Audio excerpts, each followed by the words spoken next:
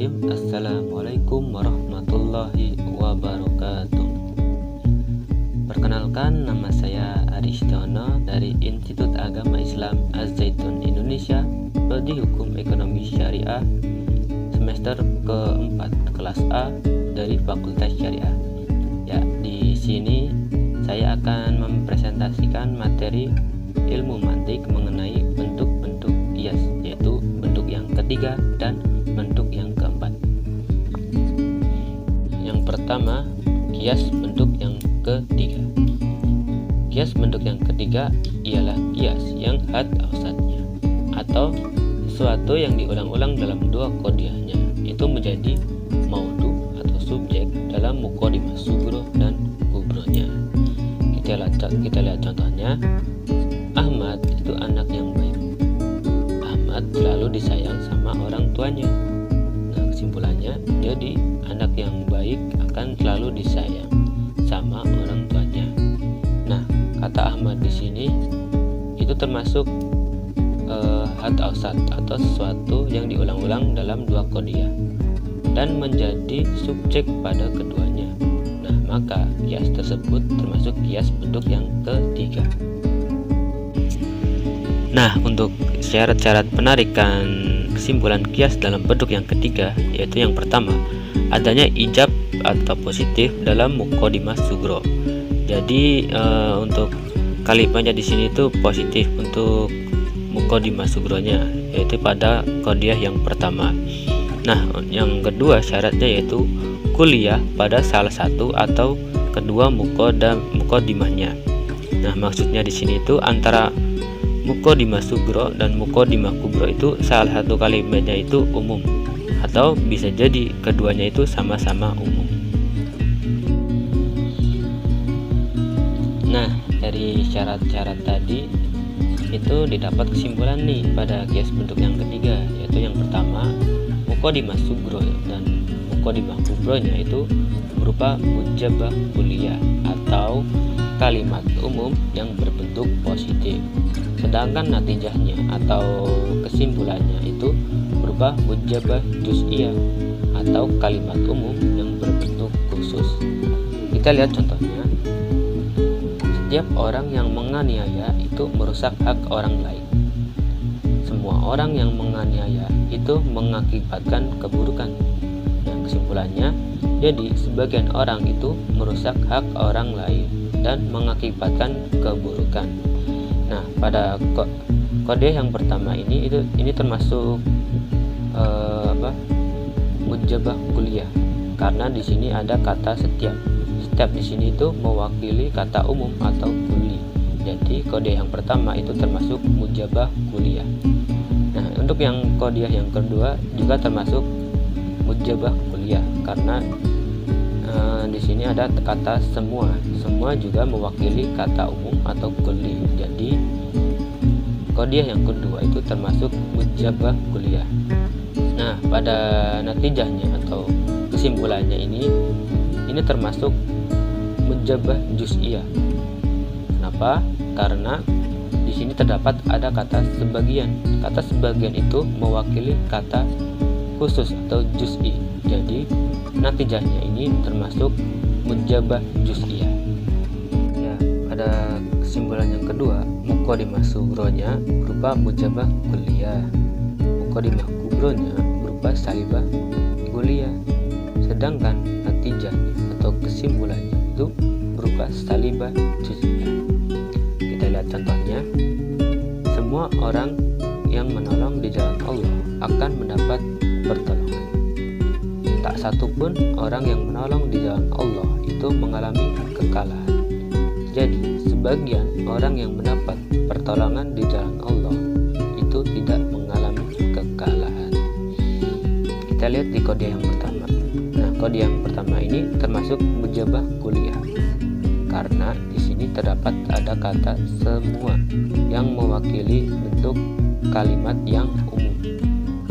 Makanya kode yang pertama ini termasuk mujabah kuliah.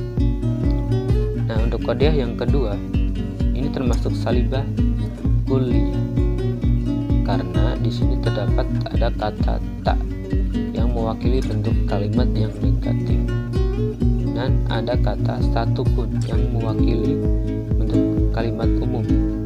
Jadi kode yang kedua ini termasuk salibah kulliyah atau bentuk kalimat umum yang berbentuk negatif. Nah, untuk natijahnya atau kesimpulannya, di sini termasuk salibah juz'iyah karena terdapat ada kata sebagian yang mewakili bentuk kalimat yang khusus atau juz'i. Nah, untuk yang satunya itu ada kata tidak yang mewakili bentuk kalimat yang negatif. Jadi natijahnya atau kesimpulannya di sini itu termasuk salibah juz'iyah. Untuk yang ketiga, muqaddimah kubronya itu berupa mujabah kulliyah. Sedangkan muqaddimah sugro dan natijahnya itu berupa juz'iyah. Kita lihat contohnya. Sebagian orang itu rakyat Indonesia. Semua orang memiliki kebebasan untuk belajar. Kesimpulannya, jadi sebagian rakyat Indonesia memiliki kebebasan untuk belajar. Kita lihat kode yang pertama. Di sini termasuk juz'iyah. Kenapa? Karena di sini ada kata sebagian yang mewakili kata khusus atau juz'i. Jadi kode yang pertama ini termasuk juz'iyah. Untuk kode yang kedua termasuk mujabah kulliyah karena ada kata semua yang mewakili kata kulli atau umum. Jadi kode yang kedua ini termasuk mujabah kulliyah. Nah, untuk natijahnya itu termasuk juz'iyah karena ada kata sebagian atau kata khusus atau juz'i. Jadi natijahnya ini termasuk juz'i. Pada kesimpulan yang keempat, muqaddimah sugronya berupa mujabah kulliyah, sedangkan muqaddimah kubro dan natijahnya itu berupa mujabah juz'iyah. Ya, kita lihat contohnya. Semua pengkhianat itu dibenci. Sebagian pengkhianat itu sadar diri. Nah, kesimpulannya, jadi sebagian pengkhianat yang dibenci itu sadar diri.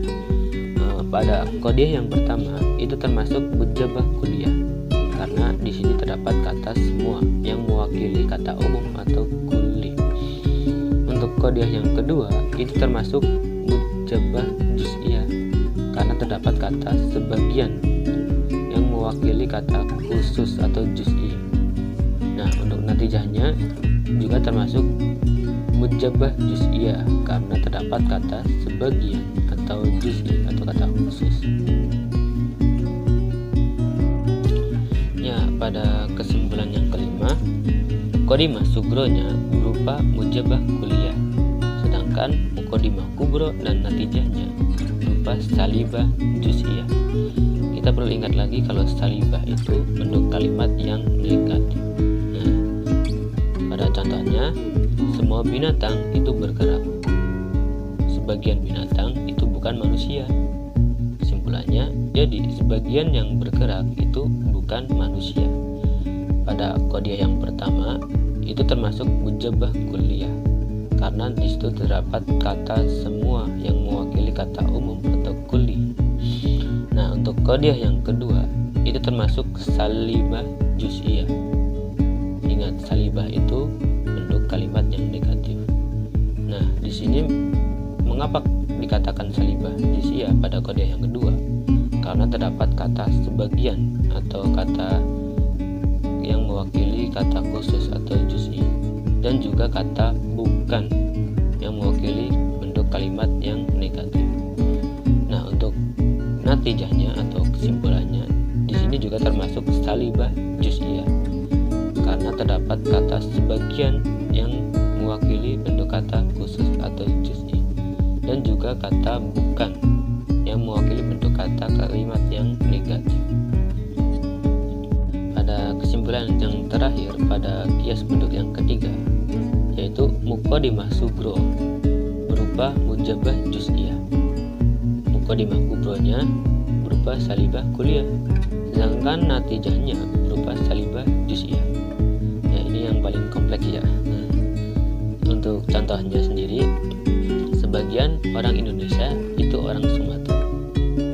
Tak seorang pun dari orang Indonesia itu bangsa Belanda. Kesimpulannya, jadi sebagian orang Sumatera itu bukan orang Belanda. Nah, kita lihat pada kode yang pertama. Kode yang pertama ini termasuk mujabah juz'iyah karena di sini memakai kata sebagian atau kata khusus atau juz'i. Nah, untuk kodiah yang kedua itu termasuk salibah kulliyah karena di sini ada kata tak yang mewakili bentuk kalimat yang negatif dan seorang pun yang mewakili bentuk kalimat yang umum. Untuk yang natijahnya atau kesimpulannya di sini termasuk salibah juz'iyah karena di sini terdapat kata sebagian yang mewakili kata khusus atau juz'i dan kata bukan yang mewakili bentuk kalimat yang negatif. Masuk pada pembahasan yang kedua yaitu kias bentuk yang keempat. Kias bentuk yang keempat yaitu kias yang had ausatnya atau sesuatu yang diulang-ulang dalam dua kodiah ini menjadi maudu atau subjek pada muqaddimah sugronya dan menjadi mahmul atau predikat pada muqaddimah kubronya. Kita lihat contohnya. Semua tanaman itu membutuhkan air. Mawar itu termasuk tanaman. Nah, kesimpulannya, jadi mawar itu membutuhkan air. Nah, kata tanaman ini termasuk had ausat atau sesuatu yang diulang-ulang dalam dua kodiah.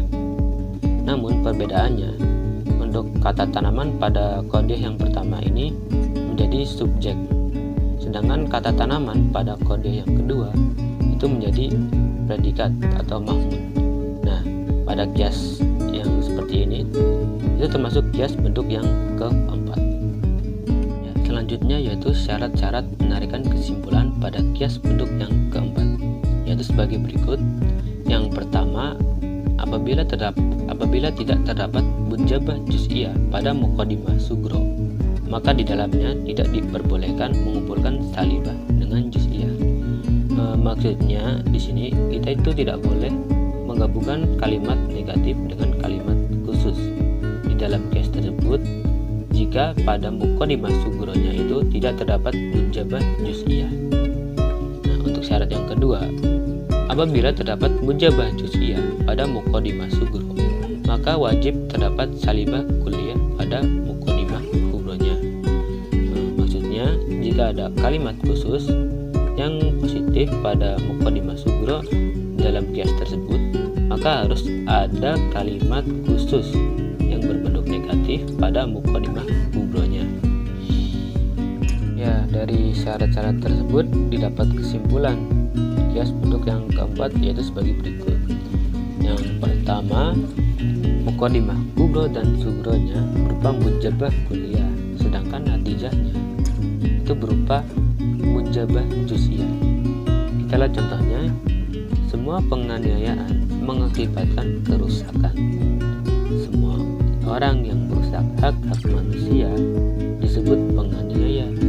Kesimpulannya, jadi sebagian yang mengakibatkan kerusakan adalah orang yang merusak hak-hak manusia. Pada kode yang pertama, di sini itu termasuk mujabah kulliyah karena terdapat kata semua yang mewakili kata umum atau kulli. Untuk kodiah yang kedua itu termasuk mujabah kulliyah juga karena juga terdapat kata semua yang mewakili kata umum atau kulli. Nah, pada natijahnya atau kesimpulannya di sini termasuk mujabah juz'iyah karena di sini ada kata sebagian yang mewakili kata khusus atau juz'i. Ya, pada kesimpulan yang kedua, muqaddimah sugronya berupa mujabah kulliyah, sedangkan muqaddimah kubro dan natijahnya berupa mujabah juz'iyah. Kita langsung lihat contohnya. Setiap timah adalah barang tambang. Sebagian hasil bumi Indonesia adalah timah. Kesimpulannya, jadi sebagian tambang-tambang itu hasil bumi Indonesia. Nah, pada kode yang pertama ini termasuk mujabah kulliyah karena di sini ada kata setiap yang mewakili bentuk kalimat yang umum atau kulli. Nah, untuk yang kodiah yang kedua ini termasuk mujabah juz'iyah, karena di sini ada kata sebagian yang mewakili kata khusus atau juz'i. Nah, pada natijahnya atau kesimpulannya juga sama seperti kodiah yang kedua. Itu termasuk mujabah juz'iyah karena terdapat kata sebagian yang mewakili kata khusus atau juz'i. Ya, untuk kesimpulan yang ketiga, muqaddimah sugro dan natijahnya itu berupa salibah kulliyah, sedangkan muqaddimah kubronya berupa mujabah kulliyah. Kita lihat contohnya. Tak satu pun hewan itu tumbuhan, semua manusia adalah hewan. Kesimpulannya, jadi tak satu pun dari tumbuhan itu termasuk manusia. Nah, untuk kodiah yang pertama ini termasuk salibah kulliyah, karena di sini ada kata tak yang mewakili bentuk kalimat yang negatif, dan satu pun, kata satu pun itu termasuk bentuk kalimat yang umum ya, atau kulli. Jadi di sini kode yang pertama itu termasuk salibah kulliyah. Untuk kode yang kedua itu termasuk mujabah kulliyah, karena di sini terdapat kata semua yang mewakili bentuk kalimat yang umum atau kulli. Nah, pada natijahnya atau kesimpulannya di sini termasuk salibah kulliyah, karena ada kata tak yang mewakili bentuk kalimat yang negatif, dan juga kata satu pun yang mewakili bentuk kalimat umum atau kulli. Makanya yang natijahnya atau kesimpulannya ini termasuk salibah kulliyah.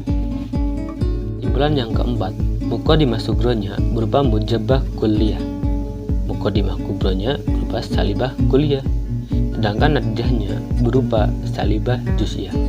Ya, ini agak sedikit rumit lagi. Contohnya, semua yang berkelakuan baik mengharapkan kebaikan dari yang lainnya. Tidak seorang pun dari orang yang menuntut haknya itu berkelakuan baik. Kesimpulannya, jadi sebagian dari orang yang mengharapkan kebaikan dari yang lainnya itu tidak mencari kebenaran yang sebenarnya. Nah, kita lihat pada kode yang pertama. Itu termasuk mujabah kulliyah, karena ada kata semua yang mewakili bentuk kalimat yang umum. Terus kodiah yang kedua itu termasuk salibah kulliyah, karena di sini terdapat kata tidak yang mewakili bentuk kalimat yang negatif, dan kata seorang pun yang mewakili bentuk kalimat yang umum. Untuk natijahnya atau kesimpulannya di sini termasuk salibah juz'iyah atau kata kalimat khusus yang berbentuk negatif. Mengapa? Karena di sini terdapat kata sebagian yang mewakili bentuk kalimat yang khusus atau juz'i, dan kata tidak yang mewakili bentuk kalimat yang negatif. Ya, untuk yang terakhir, kesimpulan kias bentuk yang keempat ini yaitu muqaddimah sugronya berupa mujabah juz'iyah, muqaddimah kubronya berupa salibah kulliyah, sedangkan natijahnya itu berupa salibah juz'iyah. Kita lihat contohnya. Sebagian orang Indonesia itu mahasiswa sekolah filsafat. Nah, tak seorang pun dari orang Belanda itu orang Indonesia. Kesimpulannya, jadi sebagian mahasiswa sekolah filsafat itu bukan orang Belanda. Pada kode yang pertama itu termasuk mujabah juz'iyah, karena terdapat kata sebagian yang mewakili kata khusus. Nah, untuk kodiah yang kedua itu termasuk salibah kulliyah, karena di situ terdapat kata tak yang mewakili bentuk kalimat yang negatif, dan kata seorang pun yang mewakili bentuk kalimat yang umum. Nah, untuk natijahnya atau kesimpulannya itu termasuk salibah juz'iyah, karena di sini terdapat kata sebagian yang mewakili bentuk kalimat yang khusus atau juz'i dan kata bukan yang mewakili bentuk kalimat yang negatif. Ya, kesimpulan dari pembahasan materi kita kali ini yaitu untuk kias bentuk yang ketiga. Ya, kias bentuk yang ketiga ini hat ausatnya atau sesuatu yang diulang-ulang dalam dua kodiahnya itu pada kodiah yang pertama dan kodiah yang kedua itu menjadi subjek. Nah, sedangkan pada kias bentuk yang keempat itu hat ausatnya pada kodiah yang pertama itu menjadi subjek, sedangkan untuk kodiah yang kedua itu menjadi predikat atau mahmud. Mungkin itu saja yang dapat saya sampaikan, kurang lebihnya mohon maaf. Terima kasih. Wassalamualaikum warahmatullahi wabarakatuh.